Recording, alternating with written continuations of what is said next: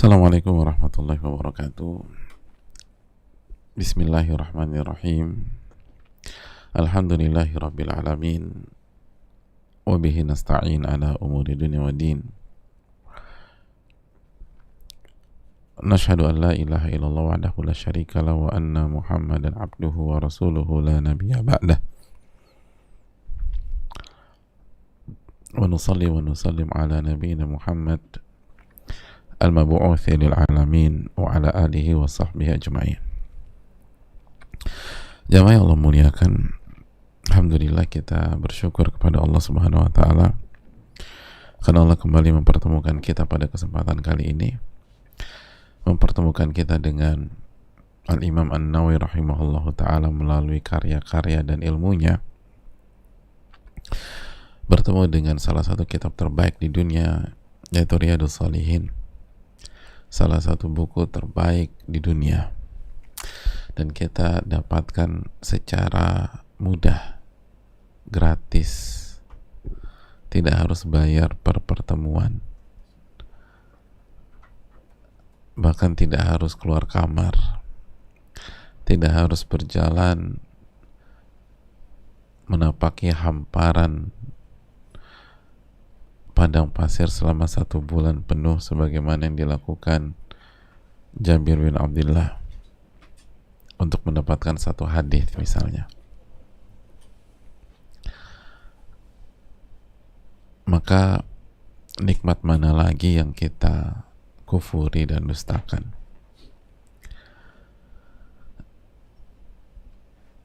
Kalau kita tidak bersyukur, bagaimana kita bisa bertanggung jawab di hadapan Allah Subhanahu wa taala?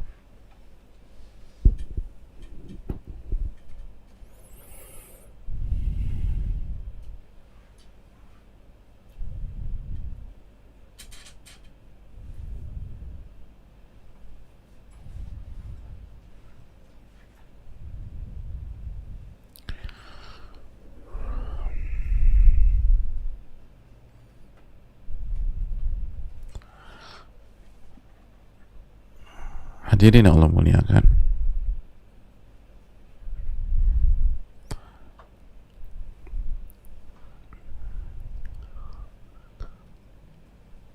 selanjutnya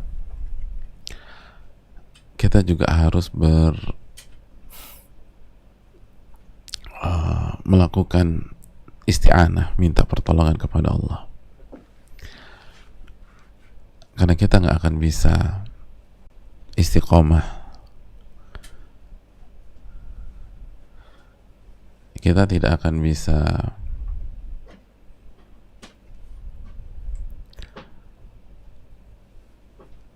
memahami lalu mengamalkan kecuali Allah tolong, kecuali Allah tolong.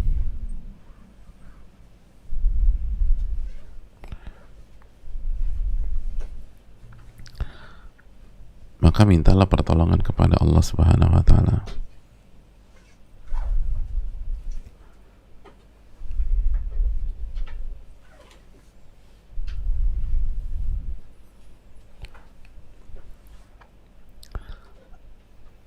Menuntut ilmu itu ibadah, jamaah.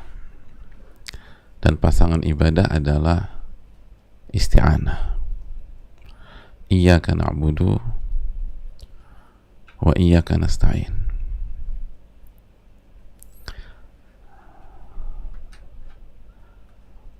Iyyaka na'budu wa iyyaka nasta'in. Hanya kepada Engkau kami beribadah, dan hanya kepada Engkau kami meminta pertolongan.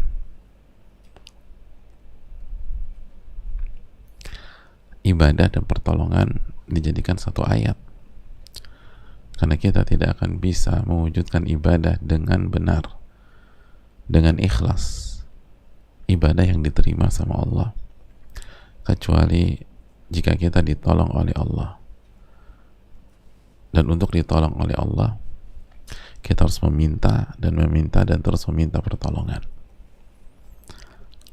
Itu hal yang harus kita tanamkan.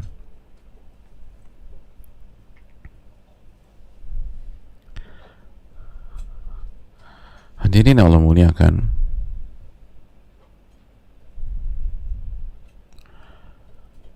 selanjutnya marilah kita perkuat kembali syahadatain kita. Tidak ada ilah yang berhak diibadahi kecuali Allah, dan Nabi Muhammad Sallallahu Alaihi Wasallam adalah hamba dan utusan Allah Subhanahu Wa Taala. Maka marilah kita mengucapkan salawat dan salam kepada beliau. Kita masuk ke ayat pertama jamaah, dari dalil-dalil yang disuguhkan oleh Al-Imam An-Nawawi rahimahullah.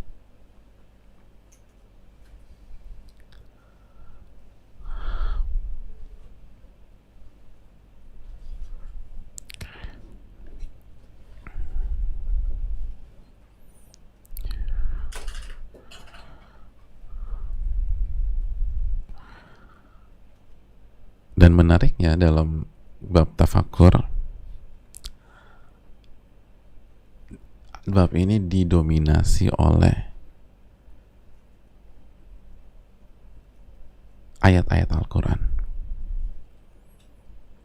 Ayat-ayat Al-Quran. Hadisnya itu cuma satu.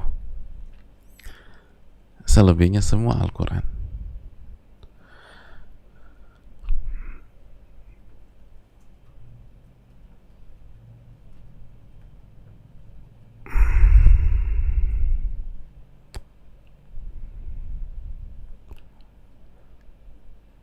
Mari kita masuk ke ayat pertama.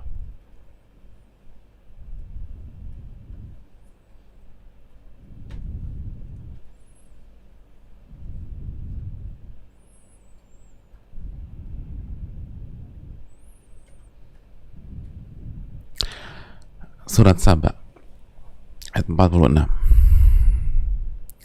Allah Subhanahu wa taala berfirman, "Innama a'idzukum biwahidah,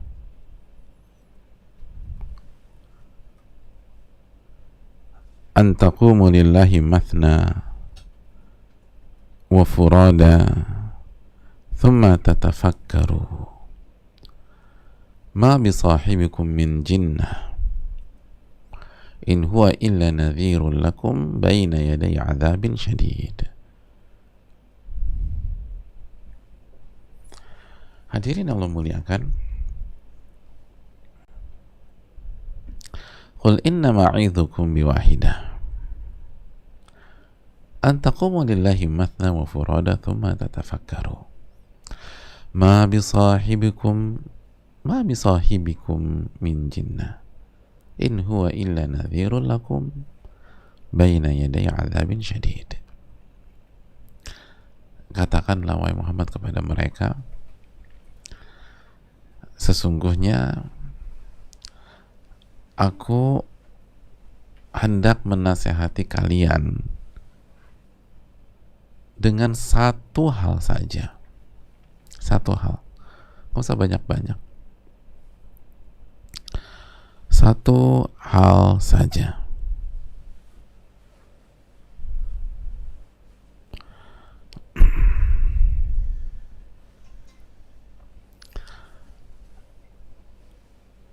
Jadi nggak 2, nggak 3, nggak 4, nggak 5, dan seterusnya. Saya hanya mau kasih nasihat satu hal saja.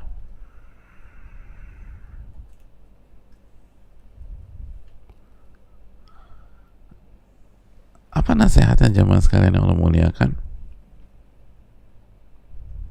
An taqumu lillahi mathna wa furada.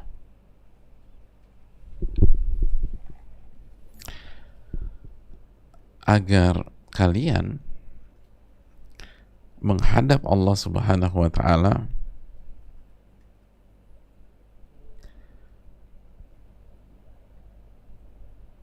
berdua-dua atau sendiri-sendiri. Berdua-dua atau sendiri-sendiri.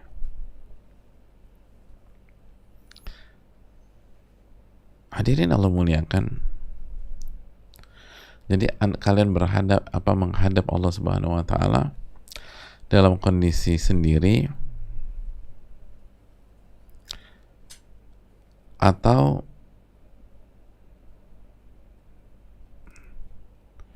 dalam kondisi ditemani oleh seseorang. Pokoknya bagaimana kalian menghadap Allah Subhanahu wa Ta'ala untuk bangkit dengan semangat,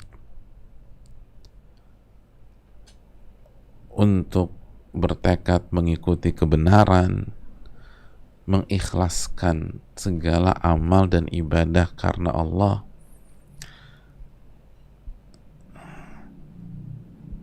baik ketika kalian bersama maupun ketika kalian sendiri.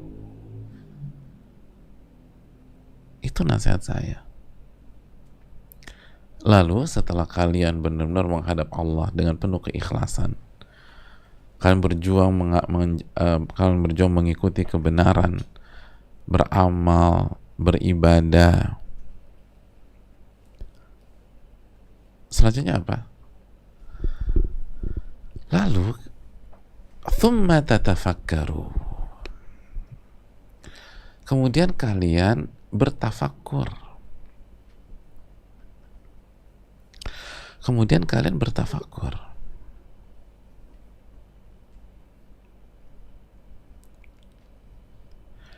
Ma bisahibikum min jinnah. Sahabat kalian, maksudnya Nabi Muhammad SAW, itu bukan orang gila.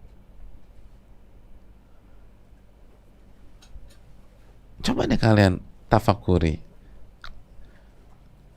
Nabi Muhammad bukan orang gila. In huwa illa nadhirul lakum. Beliau hanyalah seorang yang memberikan peringatan kepada kalian sebelum semuanya terlambat dan kalian menghadapi azab yang keras. Hadirin yang Allah muliakan,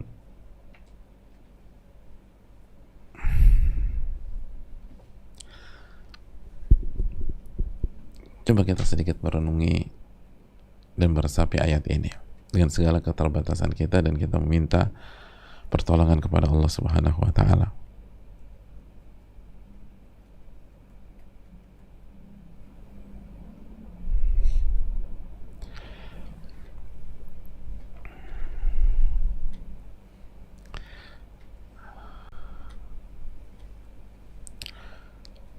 Hadirin yang Allah muliakan, pelajaran yang kita bisa petik dari ayat ini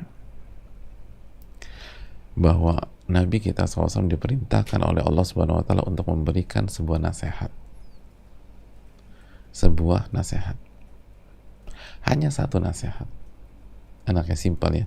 Jadi kita nggak usah ribut-ribut. Nasihat yang ke-7 apa ya? Nasihat yang ke-23 tadi apa tuh? 23. Catatan kamu mana?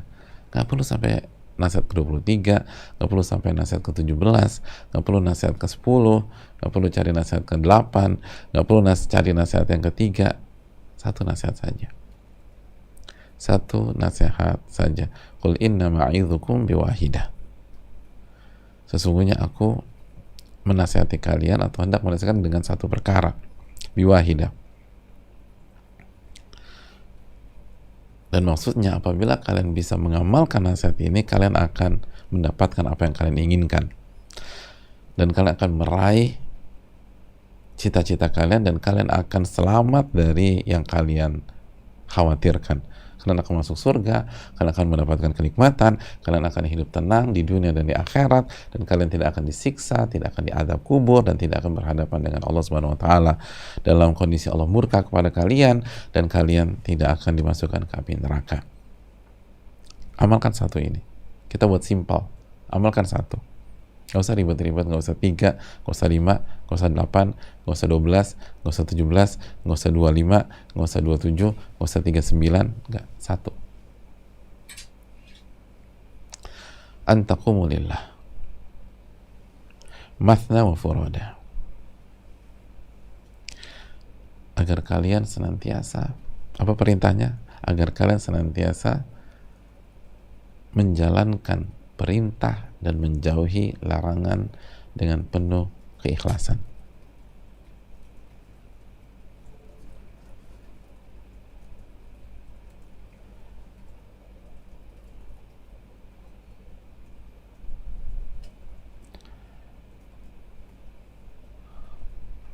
dengan penuh keikhlasan.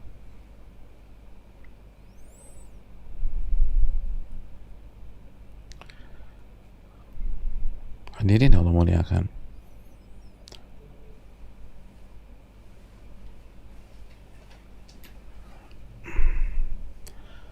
lakukan semuanya dengan ikhlas. Lakukan perintah dengan ikhlas. Jauhi larangan karena Allah. Itu perintahnya, itu nasihatnya.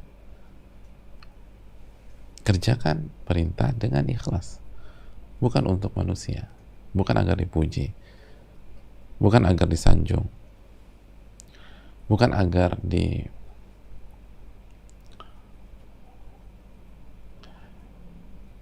dielu-elukan oleh manusia.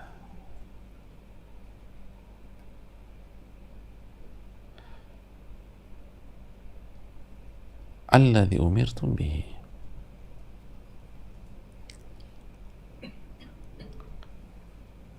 Hadirin Allah muliakan, kerjakan semua karena Allah.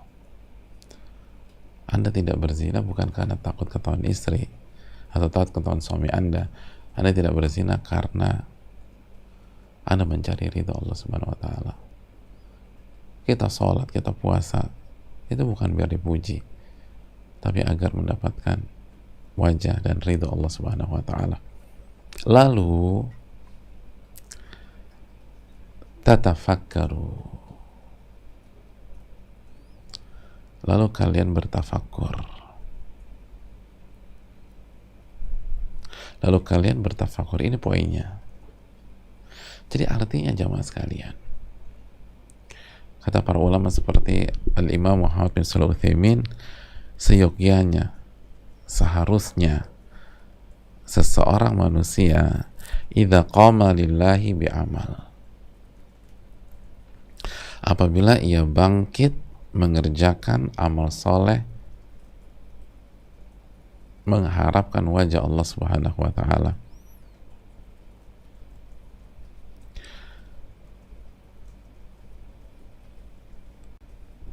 an yatafakkara madza fa'ala fi hadzal amal. Pada saat dia beramal, hendaknya amal itu dibarengi dengan tafakkur.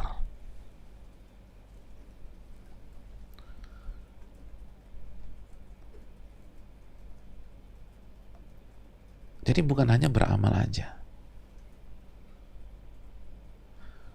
tapi amal itu dilakukan, lalu tafakkur dilakukan.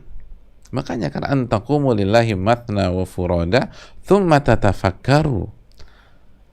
Nasihat saya itu, kalian menghadap Allah, kerjakan ketaatan dengan penuh keikhlasan, baik sendiri maupun sedang bersama seseorang, lalu kalian bertafakkur. Lalu kalian bertafakkur.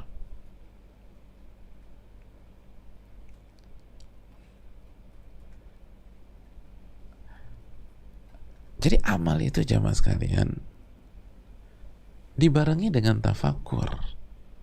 Itu pola hidup yang benar. Itu ibadah yang sehat.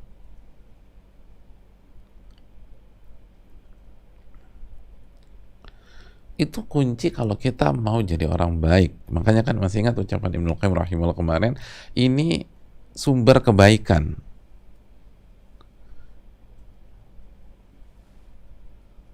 Dan bicara tafakkur, kita sudah jelaskan kemarin, tasarruful qalbi fi ma'anil asyali darkil maqlub.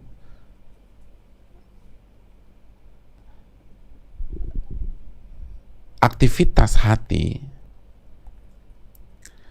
dalam memahami makna-makna sesuatu agar kita mendapatkan apa yang diinginkan.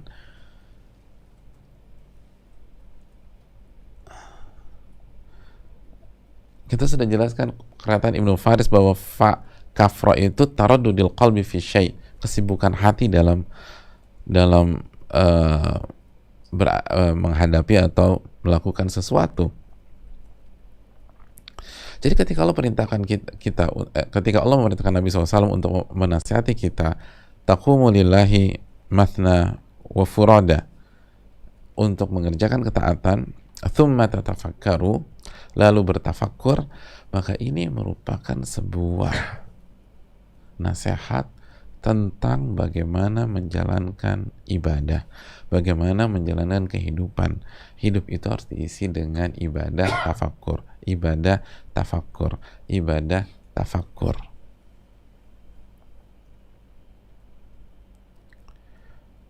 Ibadah tafakkur. Ibadah itu harus melibatkan hati, itu poinnya. Nggak boleh main asal. Udah salat belum? Udah sih.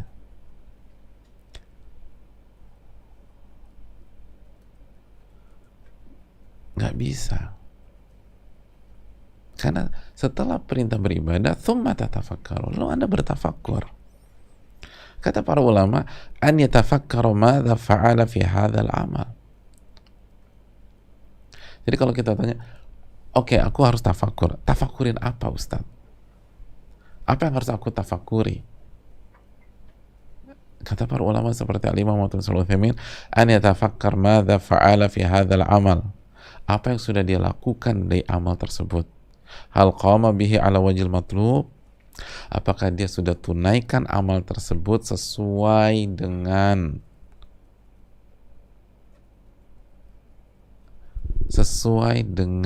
cara yang benar yang diinginkan oleh Allah Subhanahu wa taala? Apakah udah benar tadi ngerjainnya? Wahal qassar wahal zad. Apakah ada kelalaian? Apakah ada kekurangan? Atau bahkan ada kelebihan?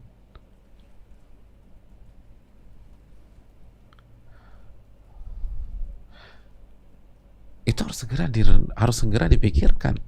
Libatkan hati kita setelah mengerjakan amalan tersebut. Ini tadi dilakukan udah benar atau belum? Udah tepat atau tidak? Udah ikhlas atau tidak? Apakah ada kelalaian?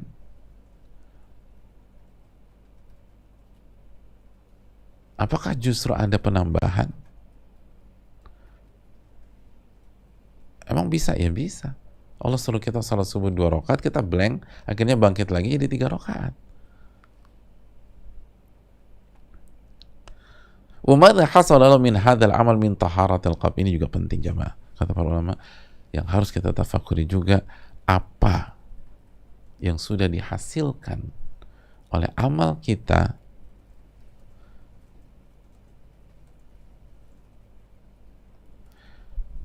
untuk kebersihan hati kita. Wa zakain nafsi wa ghairi dzalik. Bersihnya hati dan bersihnya jiwa.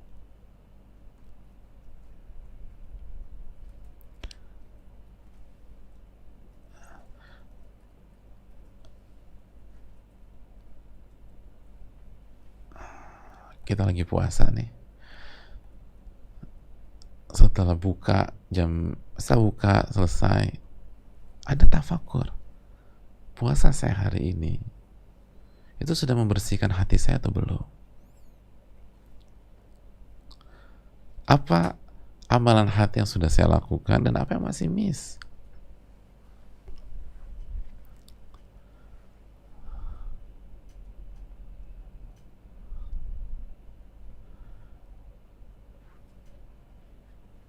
Kan kita tahu riwayatnya, apabila engkau berpuasa maka puasakanlah telingamu, pandanganmu, lisanmu,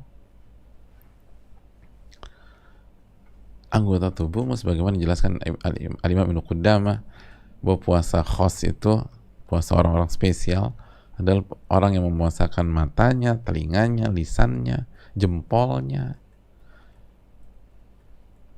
Nah, begitu selesai berbuka atau selesai berpuasa, coba tafakur.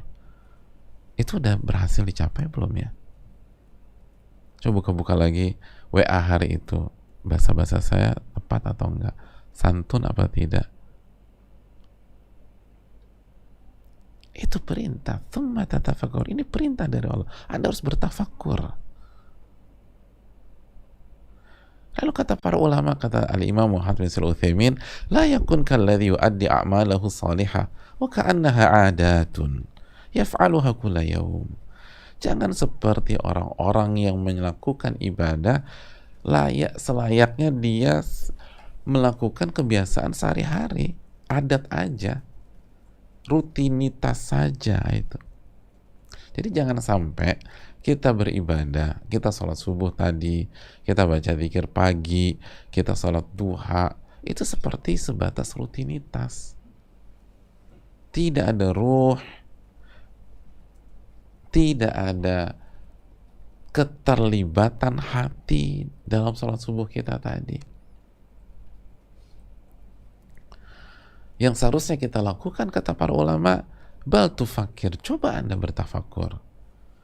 Madza hasala laka min hadhil ibadah? Apa yang sudah Anda dapatkan dari ibadah barusan?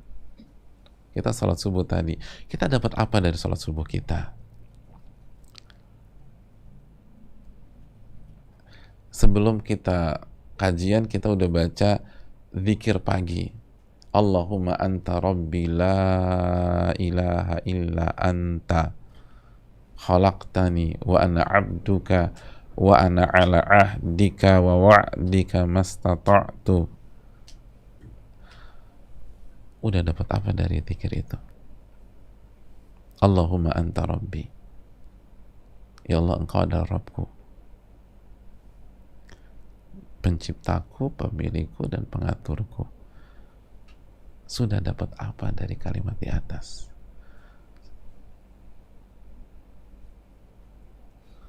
Jangankan sampai zuhur, baru baca Sayyidul Istighfar, habis itu ngomel-ngomel lagi.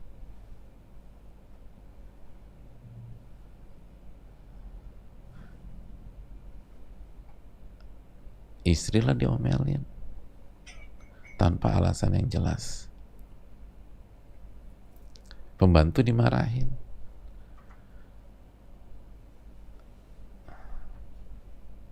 Lalu kita nggak jaga lisan. Ini apa yang kita dapatkan dari ibadah yang sudah kita lakukan?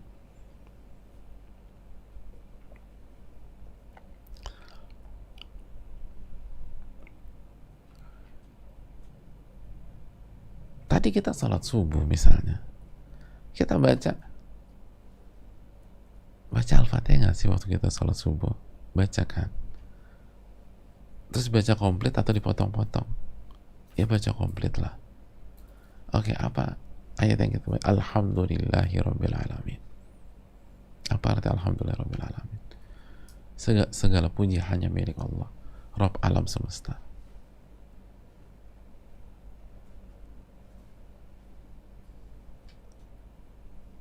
Segala puji hanya milik Allah. Kita bertahmid alhamdulillahi rabbil alamin. Nah, saya ingin tanya, alhamdulillahi rabbil alamin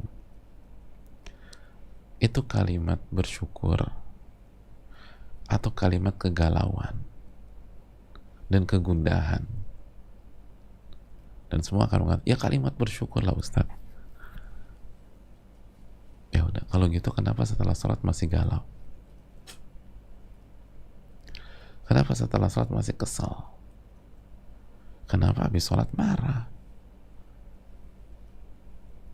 Kan kita baca alhamdulillahi rabbil alamin, segala puji bagi Allah, Rabb alam semesta. Kenapa itu terjadi? Karena kita tidak bertafakur. Begitu selesai sholat udah pergi aja udah. Yang aktif dapur lah, yang manasin mobil lah, yang ngepel-ngepel lah, ya tidur lagi lah, ya rebahan pula. Makanya bertahun-tahun sholat nggak ada perubahan. Lalu para ulama kita memberikan contoh sebagaimana yang kita masih bersama keterangan Al-Imam Muhammad bin Shalih Al-Utsaimin, wal nadrib li hadza mathalan bis shalah. Mari kita ambil sebuah contoh untuk konsep ini, yaitu contohnya sholat. Qala Allah tabaraka wa ta'ala, Allah berfirman, wasta'inu bis sabri was shalah. Mintalah pertolongan kepada Allah dengan sabar dan dengan sholat. Surat Al-Baqarah ayat 45. Surat Al-Baqarah ayat 45. Wasta'inu bis sabri was shalah. mintalah pertolongan kepada Allah dengan sabar dan dengan sholat. Hadirin Allah muliakan,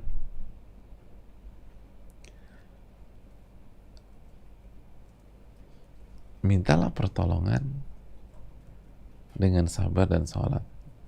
Atau kalau terjemah, jadikanlah sabar dan sholat sebagai penolongmu, sebagai penolongmu. Hadirin, pada saat kita sholat dan selesai sholat, kata beliau, fal nufakir, coba kita renungkan, coba kita tafakur, libatkan hati kita, sibukkan hati kita, gerakkan hati kita. Hal nahnu idza sallayna zidna ta'atan wa quwwatan wa nashatan 'ala al-a'mali salihah.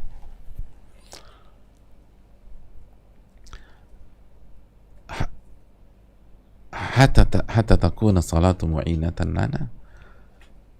Apabila kita sholat,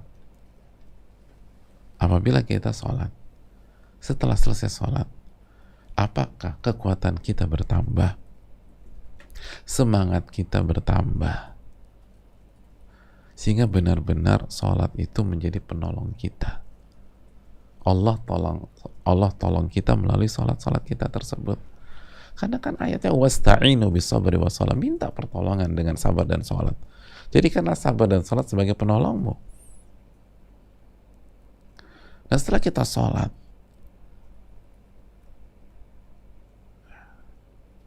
sudahkah semangat kita bertambah?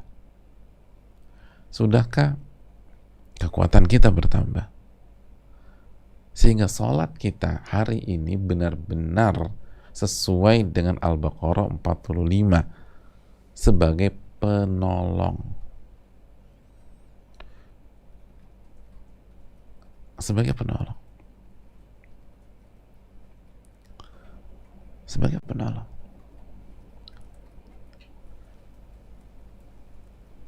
Sudahkah urusan kita dilancarkan oleh Allah Subhanahu wa taala? Setiap kali kita sholat wajib dan memperbanyak sholat sunnah, coba tafakur, ini Allah tolong kita nggak sih dengan sholat kita? Oh iya benar ya, ternyata Allah tolong kita ya. Maka apa yang terjadi? Akan tambah yakin. Yang awalnya yakin jadi apa? Hakul yakin. Karena kita ngalamin sendiri, begitu saya sholat, ya Allah, itu ada aja pertolongan Allah Subhanahu wa taala. Benar, sholat itu penolong.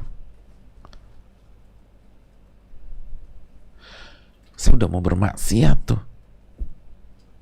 Siang tadi saya udah niat bermaksiat.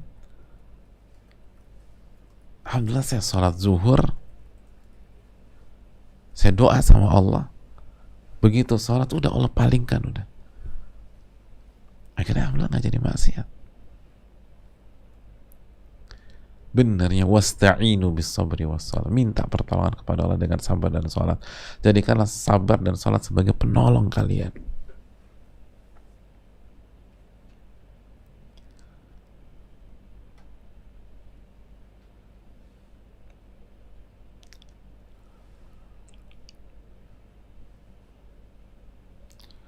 Hadirin Allah muliakan. Lalu kita buka Al-Ankabut ayat 45. Wa aqimis salata inna salata tanha 'anil fahsya'i wal munkar.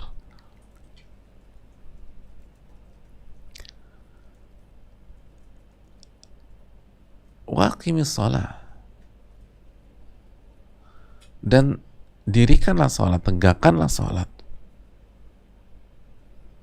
Karena sesungguhnya salat itu mencegah perbuatan keji dan mungkar. Inna salata tanha 'anil fahsya'i wal munkar wa la dzikrullahi akbar wallahu ya'lamu ma tasna'un.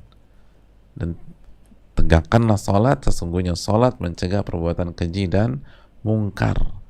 Dan sesungguhnya mengingat Allah, berzikir pada jauh lebih besar. Itu yang paling besar. Dan Allah mengetahui apa yang kalian kerjakan. Lihat hadirin, salat itu mencegah perbuatan keji dan mungkar. Ulama mengatakan, coba habis sholat tafakur deh. Sudahkah sholat kita hari ini mencegah perbuatan keji dan mungkar? Sudahkah sholat kita membuat kita benci terhadap hal-hal yang keji? Hal-hal yang keji. Sudahkah sholat kita membuat kita benci terhadap hal-hal yang mungkar? Sudahkah sholat kita membuat kita alergi terhadap maksiat? Atau sebaliknya, sholat Anda tidak menghasilkan apa-apa? Tidak menghasilkan apa-apa. Inilah fungsi tafakkur. Ini fungsi tafakkur.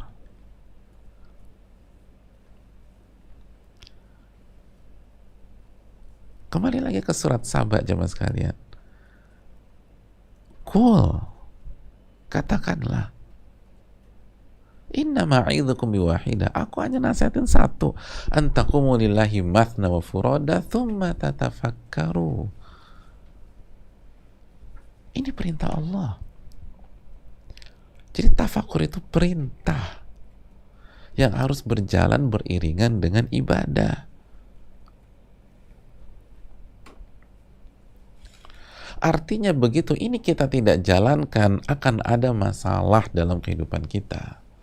Akan ada ketidakseimbangan dalam kehidupan kita. Akan ada ketidakefektifan dalam ibadah-ibadah yang kita lakukan. Karena kita cuma ngerjain satu nih. Padahal satu paket. Kerjakan ibadah dengan ikhlas, lalu tafakkur. Kerjakan ibadah dengan ikhlas, lalu tafakkur.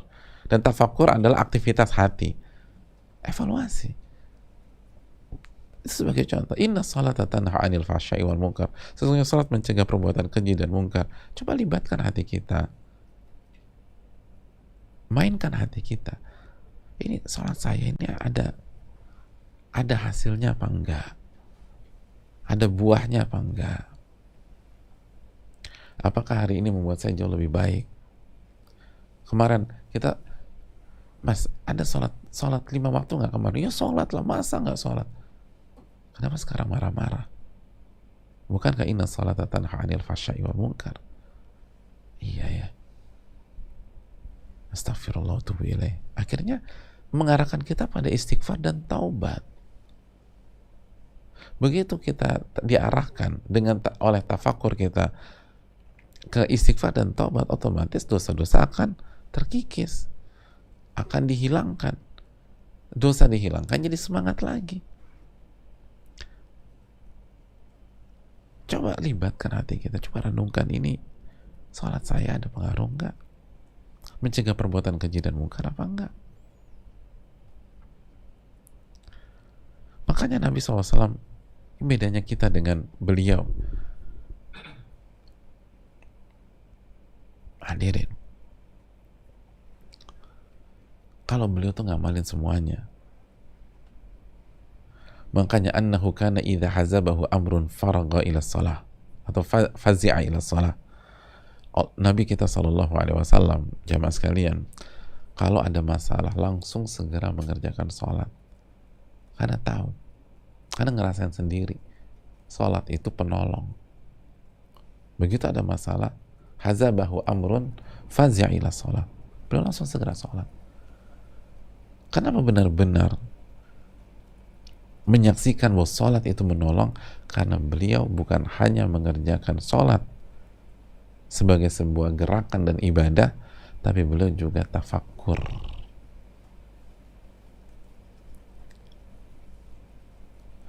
Makanya jamaah sekalian, simpel aja ya. Apabila kita habis sholat langsung pegang handphone, itu sudah awal kegagalan sholat kita. Harusnya kita setelah sholat tafakkur, sholat zikir dulu, istighfar 3 kali, lalu mantas salam minka dan seterusnya sampai selesai, langsung beranjak, tenang dulu, tenang, kasihlah 1-2 menit evaluasi sholat tadi. Tafakkur, itu waktu tafakkur.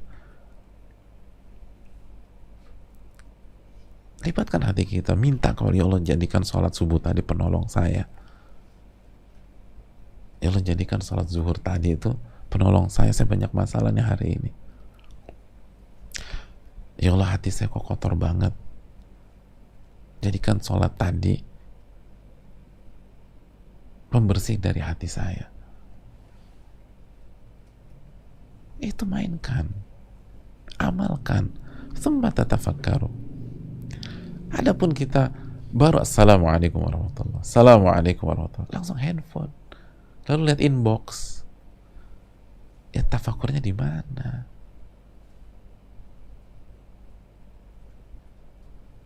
Makanya itu kegagalan udah.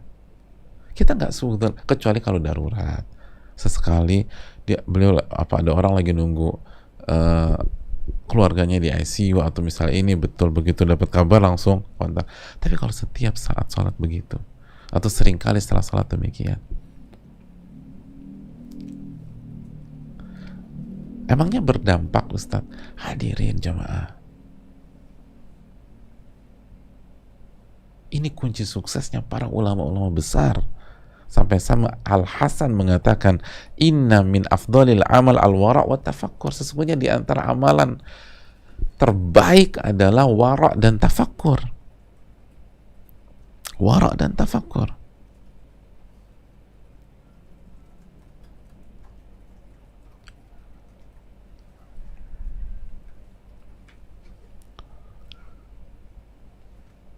Ini tuh luar biasa, dampaknya luar biasa.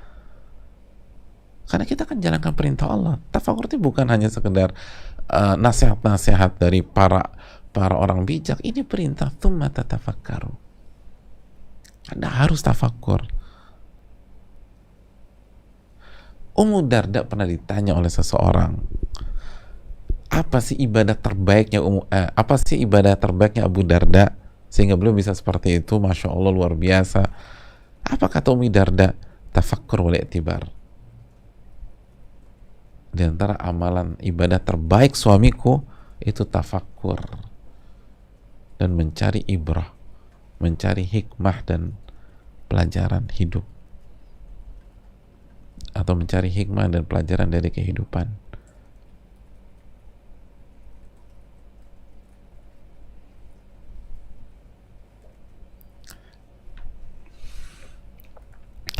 Hadirin Allah muliakan,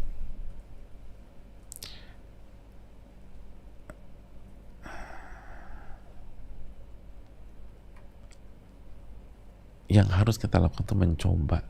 Emangnya pengaruh? Coba deh dan lihat bagaimana perubahan dalam kehidupan kita. Tafakur ini penting. Ini ibadah, salah satu ibadah terbaik. Salah satu ibadah terbaik.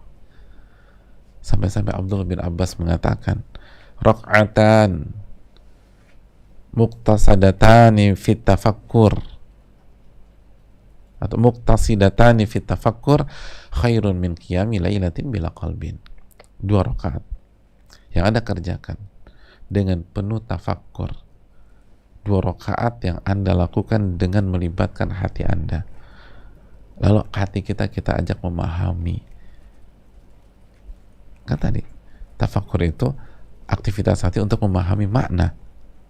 Jadi bukan hanya setelah, bisa pada saat ibadah. Lihat athar dari Abdullah bin Abbas, 2 rakaat yang dikerjakan dengan penuh tafakkur. Ketika kita bicara Allahu Akbar, apa arti Allahu Akbar? Hati kita merenungkan Allah Maha Besar. Berarti ego kita besar atau kecil jamaah? Kecil. Nafsu kita besar atau kecil? Kecil. Kepentingan kita besar atau kecil? Kecil.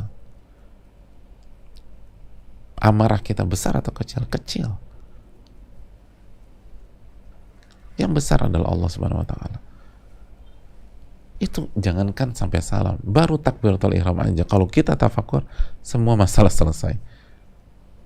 Jangankan sampai salam, kalau kita sholat dengan penuh tafakur, baru takbiratul ihram saja, itu emosi hilang. Dalam arti emosi akan normal lagi, amarah akan normal lagi. Ya orang kecil semua. Mas, kenapa marah mas? Saya merasa dilecehkan. Oke, sholat. Baca Allahu Akbar. Allah Maha Besar. Oke, harga diri Anda berarti besar atau kecil? Kecil. Martabat Anda besar atau kecil? Kecil. Gengsi Anda besar atau kecil? Kecil. Gengsi. Iya, kecil. Ya udah. Kalau gitu buat apa marah-marah lagi? Buat apa marah-marah lagi?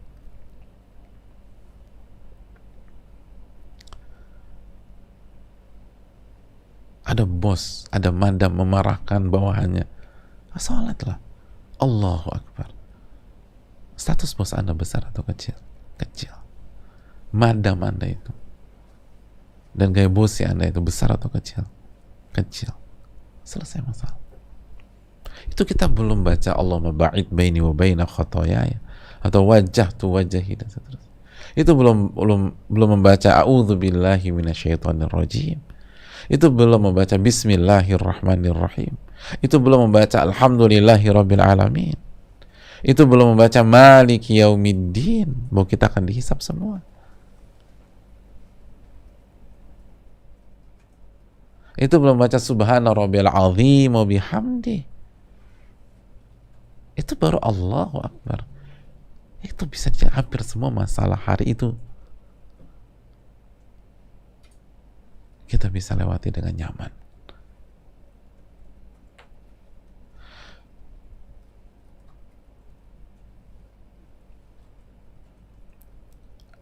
Seringkali kita tuh galau karena mendramatisir masalah. Oke, sholat deh.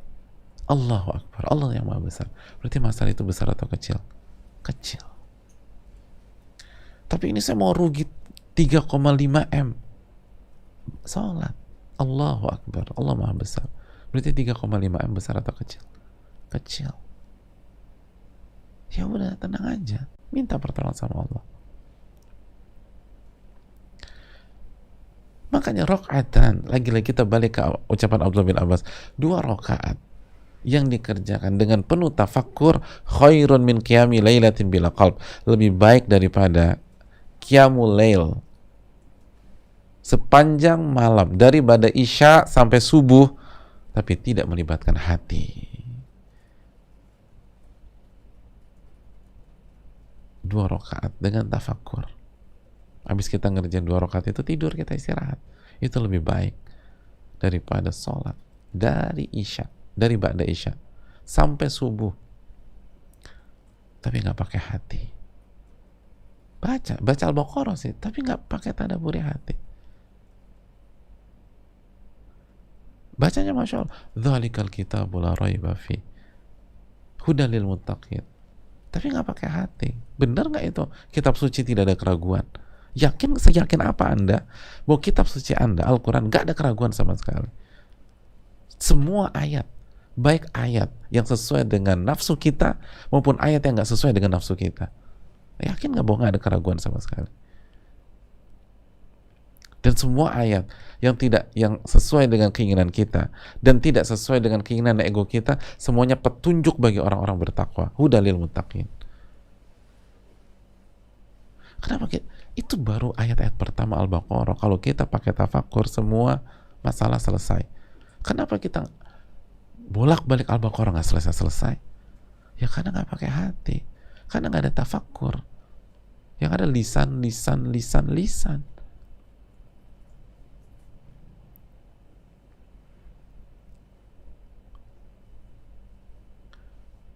2 rakaat dengan tafakkur itu lebih baik daripada sepanjang malam tanpa hati. Sholat sepanjang malam, misalnya kita sholat isya jam berapa? Jam 7:30 selesai misalnya. Udah 7:30 start sholat malam sampai subuh. Tapi cuman itu aja udah.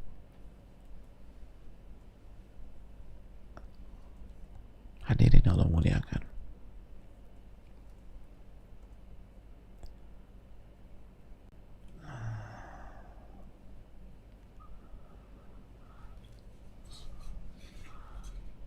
Makanya kata Bishr bin al-Harith, "Lau tafakkara an-nasu fi 'azamatillah." Apabila seseorang benar-benar atau apabila manusia benar-benar bertafakkur tentang kebesaran Allah Subhanahu wa taala, ma'asawullah azza wa jal, maka mereka tidak akan bermaksiat kepada Allah. Kalau mereka benar-benar bertafakur tentang kebesaran Allah, keagungan Allah, mereka tidak akan bermaksiat. Mereka nggak akan bermaksiat kepada Allah.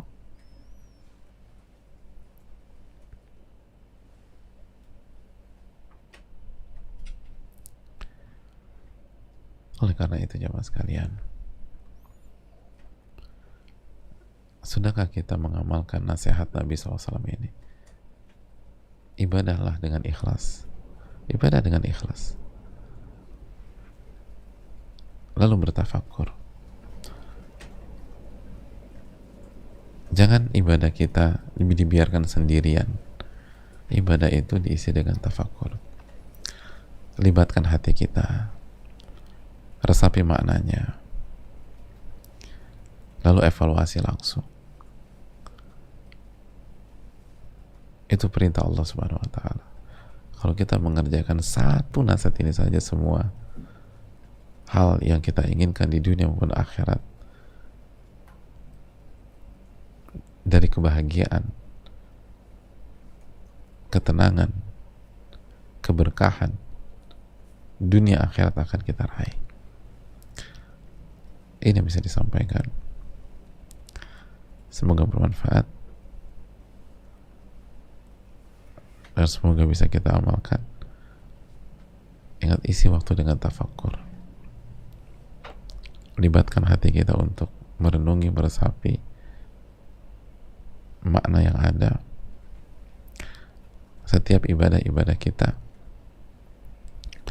setiap makna dari doa kita, zikir kita, gerakan-gerakan kita yang kita lakukan pada saat kita sholat atau ibadah, lalu evaluasi apakah kita sudah berhasil mewujudkan ibadah yang benar, ibadah yang berkualitas, ibadah yang mencegah diri dari perbuatan keji dan mungkar, ibadah yang merubah sikap kita, ibadah yang menurunkan ego dan emosi kita, ibadah yang membuat kita optimis dan membunuh sifat pesimis dari syaitan.